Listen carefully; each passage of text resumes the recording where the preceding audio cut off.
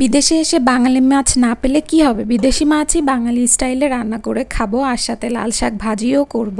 তো এখানে তেল দিয়ে সব মশলাগুলোকে দিয়ে আগে হচ্ছে একটু কষিয়ে নিব যাতে তেলটা উপরে উঠে আসে। আর এর মধ্যেই হচ্ছে আমি টমেটোও দিয়ে দিয়েছি, এইটা না দিলে আমার ভালোই লাগে না। এরপরে মাছগুলোকে দিয়ে দিচ্ছি, একটু ভেজে নিয়েছি, না হলে এই মাছটা খুবই নরম আসলে। তো মাছ দিয়ে ভুনে নিয়েছি, তারপরে এই পাশে হচ্ছে আমি লাল শাকও বসিয়ে দিয়েছি, সব কিছু দিয়ে দুইটা একসাথে রান্না হোক। আর এদিকে আমার ফ্ল্যাটমেটও আলু ভাজা দিয়ে দিয়েছে।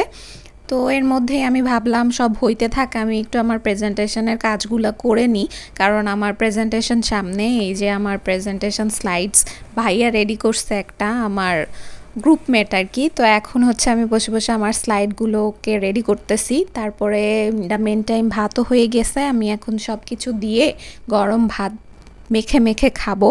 আর এই লাল শাক খাওয়ার মজাই আলাদা, ইয়ামি।